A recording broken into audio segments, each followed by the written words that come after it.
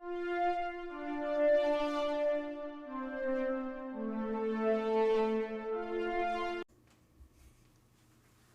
are happy to announce that this episode of the SWW show is partially brought to you by Humble Bundle. Well, not really. We are part of the Humble Bundle referral program, and we just wanted to say that if you like really cheap games and maybe helping charity pending the Humble thing going on, all you have to do is go to humblebundle.com/question mark partner equals SWW. That's right, humblebundle.com/question mark partner equals SWW. And you just do your normal stuff, and it just kind of helps us get a couple bucks here and there. Maybe it helps AJ get his lights, maybe it's Mike camera, maybe we actually pay Corey for helping us out. But again, if you're going to go buy games anyway, it might be worth checking out.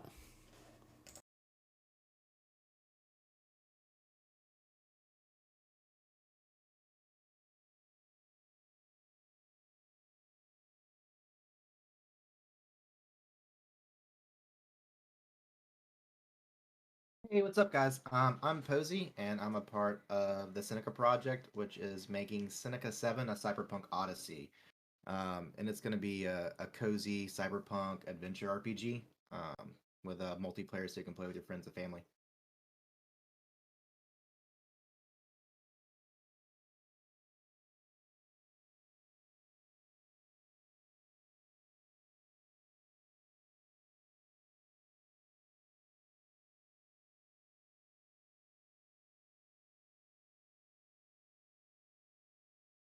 Kind of like how William Gibson coined it, is uh, a future, usually some form of the dystopian corporate, or like uh, rigid corporate structure, typically like an autocracy of some sort, where technology has been integrated, like high levels of technology implants. For example, Johnny Mnemonic, I guess, would be the fixture piece if you're just like name a movie, Cyberpunk, Johnny Mnemonic, hands down.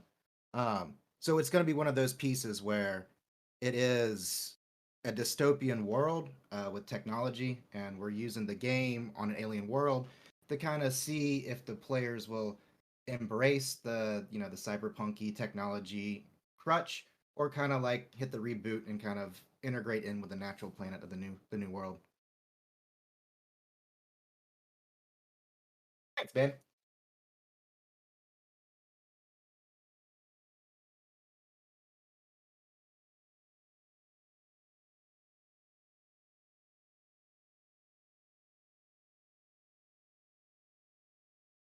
I grew up around computers. I remember being a kid, my dad getting like the very first like compact Rosarios, and playing that banana game on it. And so I've always grown up with technology, which my dad's a huge sci-fi fan. So when most kids were learning how to read like C Spot and like the Berenstein Bears, I was on Asimov, Vonnegut.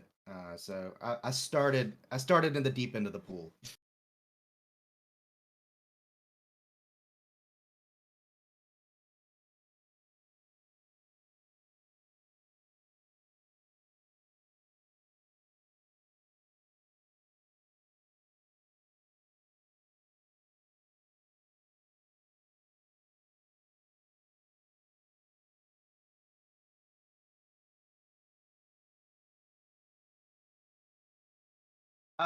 So Seneca 7, it's kind of like me kind of making the game I've always wanted to play. I was a huge fan of Kingdom Hearts 1. I just love any really good story, good world building, great mechanics, an RPG system that's not too complex, and it's still you can still um, have all these different play styles with it. So Kingdom Hearts is a huge one. Mario platforming and a lot of RPGs. I'm always one of those players where I'm just like, you did so much in the city. Like I could see where I could jump on roofs and platform, but you didn't give me a jump button. Um, so it's making those RPGs where you're like, I love exploring platforming. I love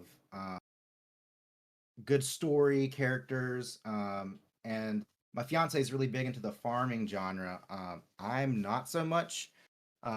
it's kind of cool, but I'm more into like the Rune Factory as well. I'll play the story of Rune Factory and then I'm done with the game. And she's like, "But you haven't finished yet." I was like, "I know, but the story's done." Um, so yeah. So, so so kind of the core thing of like we're doing is I've always wanted to make like my next game to be something I could play with her and that we both enjoy. So that's kind of the spirit of Seneca 7 is it's taking a lot of my favorite game elements and I'm blending a lot of her favorite game elements, which is why it's a big drive to create a pleasant co-op experience with it. Uh, so we can play together. So I'm really just trying to hit that feel of like the 64 era where I could sit down, play a 64 game co-op with my buddies or my friends or family. So I'm trying to capture that again.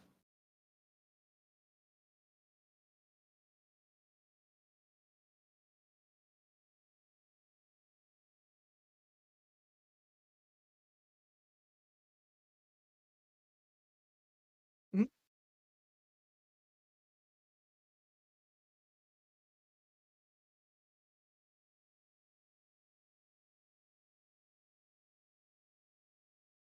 Mhm.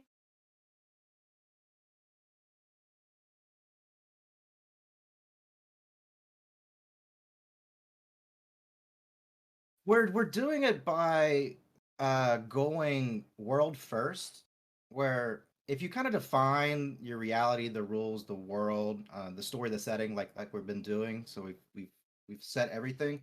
Um, when you're building the game, we're trying to parse out those experiences to where you don't have to force me to go grow a golden turnip. You don't have to force me to do this.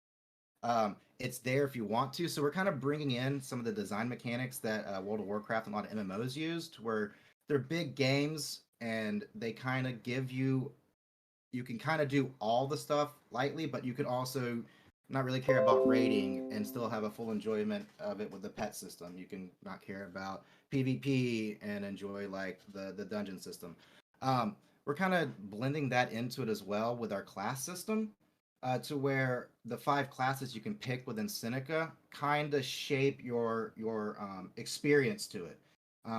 So there's the story of it, which we're working with a story to where you don't have to do the story if you don't want to. It'll go on. It'll have its little checks and balances, and there's what we're called the gray narrative, where say you're just don't care about the story. It goes on. It happens the way we want it, like we write it, to where like it's a background element, and you're experiencing the game how you want to. You may be having fun just talking to townsfolk, doing like little social dramas, side stories that you find fulfilling, or farming, or trying to get the best crops, or messing around with our hybridizer, which is kind of the fun cyberpunk aspect of farming we're doing, where you can genetically manipulate and create your own GMOs, like the one we're showcasing is the bacon gus, where you can actually grow bacon on a tree. Um, yeah, definitely. Yeah.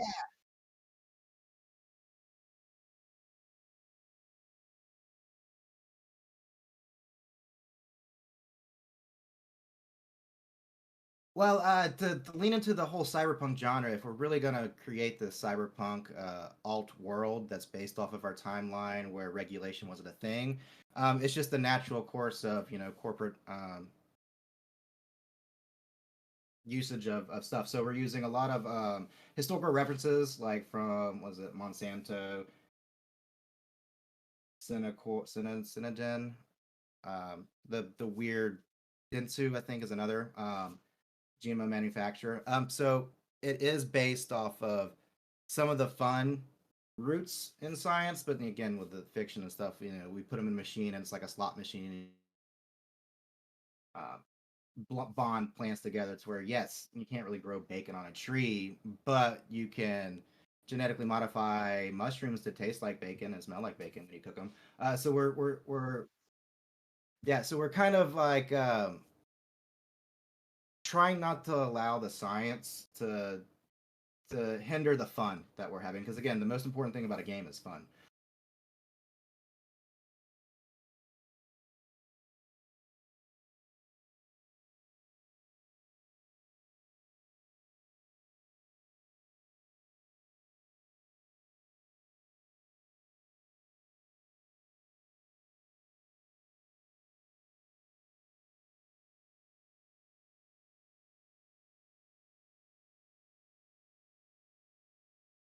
Yes. Yes, fair. We're targeting. So when I tell the team whenever we're creating stuff and working on stuff, for the thing I always like to say is just pretend you're Spielberg working on Animaniacs or Freakazoid. To have that one grain of truth in it, but then to expand upon it to really like, because that's what honestly makes all humor, pretty much everything that we look at relatable and fun, is finding that one grain of truth and fact and then using it as your foundation and then expanding upon it, because that is what you say, it's the difference between just pure fantasy fiction and like sci-fi, what is that could be believable, that could do something. I mean, the who knows, it could be one of those things where it's like cell phones came from Star Trek. The laptop came from the original Batman. Submarines and everything that we have all came from Jules Verne. So there is something in the concept of the human innovation is driven by the dreaming of the unknown.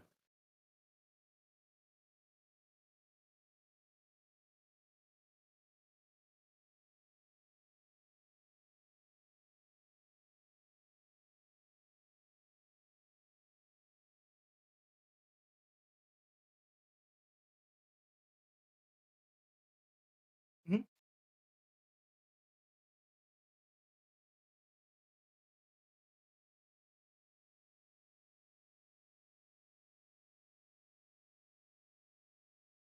Um, it's it's a taxing and challenging problem because you can create math and you could just say double the system, but then you have to also account in skill based how they do it. Are they going to stay in town while this player goes and does the mission? Um, so we're actually balancing everything on a full party system of four. So when you're a single player, you can go recruit people in town to join your party, and therefore you have the balance. Or if you're playing two-player co-op, you can have you and your friend, and then recruit two people in town, all the way to like if you're playing four players, then all four of you can go out and adventure. Um, and we're tinkering with concepts of players being able to pass if there's like a mission that somebody wants to go do. Say like I'm rolling a soldier and Michelle's rolling a farmer. I may want to go do this quest, but it involves like forming a party and whatnot. I can check to see if she wants to join, and she could pass it by my dialogue in the system, and then she can continue doing her game, and I just go recruit people in town, and I still go out and battle. So we're kind of doing it on. There's always four units um, within battle if you choose the battle. And then for our PvP system, we're pretty much taking the core aspect of what the how the game runs. A lot of the N64 games were required to have a multiplayer system on launch, even if they were a single player story. GoldenEye is a great example.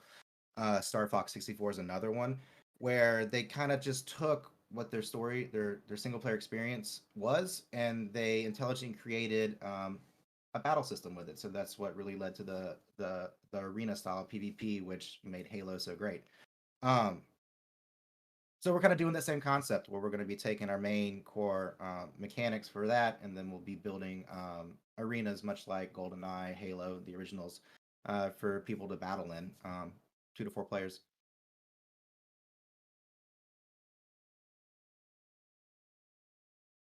Hmm.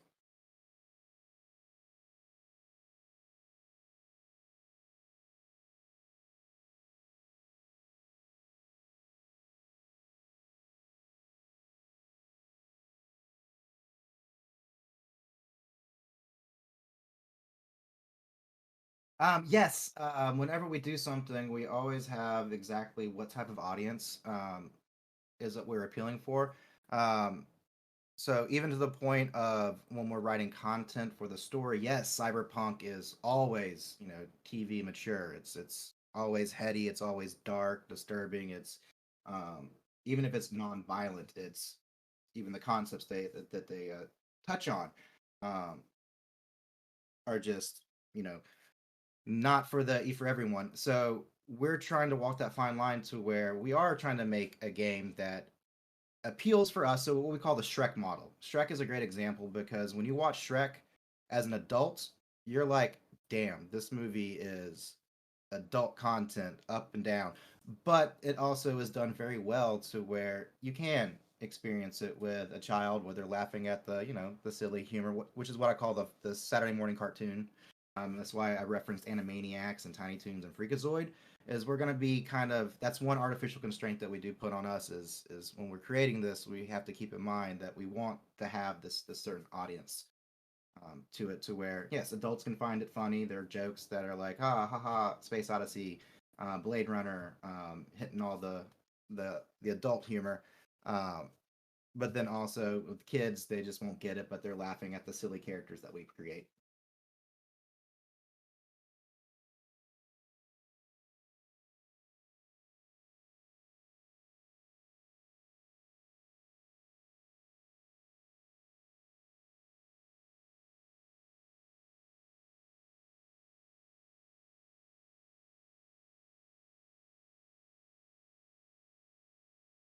Mhm. Yeah, even to the point of combat is you don't kill things. If you battle and it's over, you knock them out, to where we even have jokes of like when you beat up thugs, you can go talk to them and they're like, maybe if I pretend I'm dead, he'll go away, cough. So like we are really really aiming for that as our I guess we're gonna go for, I guess, for the T, the 12 and up.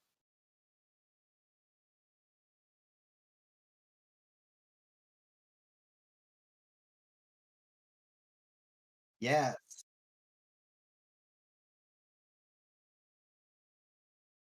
yeah. We're actually kind of just embracing the fact that we're indie. We're bootstrapping this. The only people that are really defining what we're doing is our own artificial constraints that we put upon ourselves. Where we've done traditional game development, and it's a lot of gray box development, a lot of time spent just like perfecting stuff. And I thought with how today's society and social media and just how everything is we could develop the game, and as we develop the game, we turn our gray box into the prologue for it, so that way when um, early access, they try to raise funding to try to help keep the project going, the whole indie drive. Um, the problem with early access games, even if they like, make they crush themselves, make millions and millions, nobody actually plays the early access games. They'll probably play a little bit and then they won't touch it again until release, because as a gamer, I honestly don't want to play the same thing over and over and over and over and over and over and over. And then Mhm.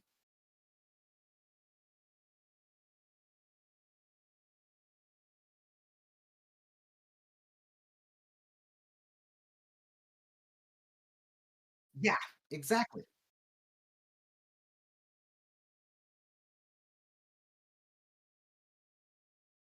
Yeah, if for example, Baldur's Gate is my favorite game of like all time. Absolute favorite game. Baldur's Gate 1, Baldur's Gate 2, Shadows of Amn, and Throne of Ball, just that piece.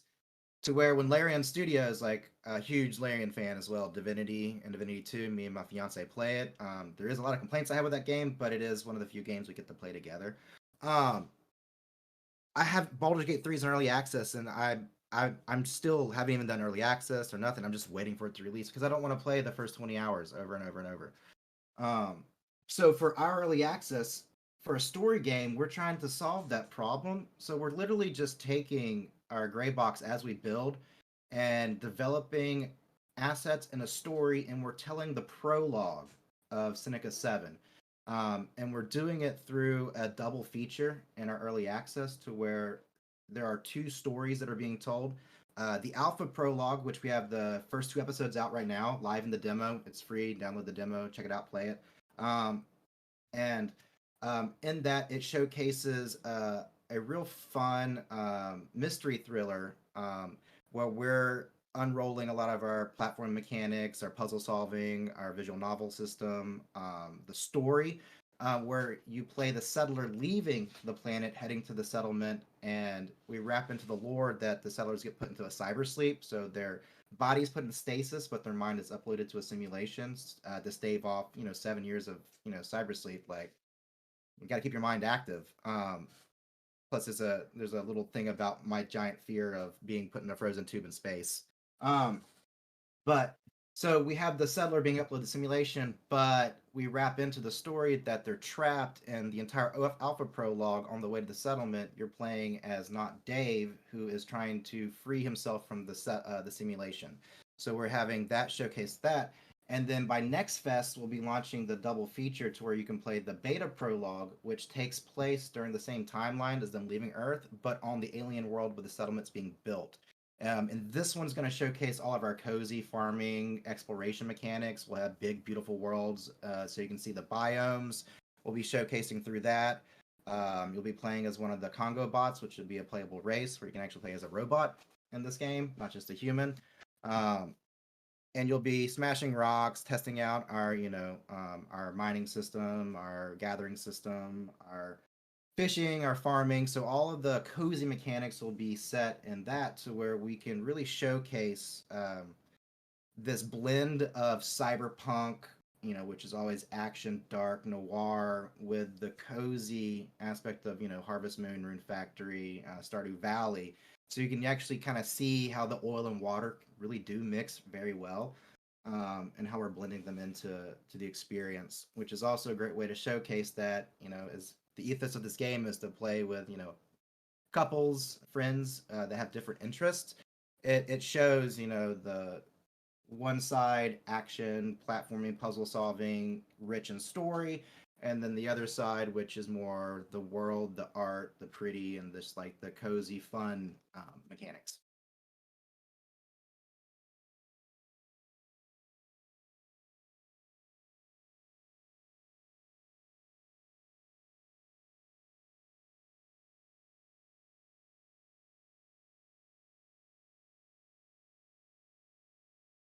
We just kicked out the second episode for the Alpha Prologue yesterday. So it's about an hour of content right now.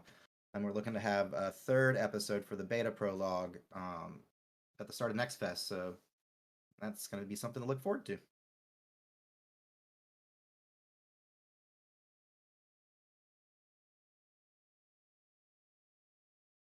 Thanks so much. The SWW show and all of its affiliate podcasts are podcast by me, Mike Maroney, and AJ Losi, sometimes by contributors, including Corey King. You can follow the SWW show on social media at the SWW show, or sooner or later you go to patreon.com/SWW to help us out. Thank you. We hope you enjoy the rest of your day.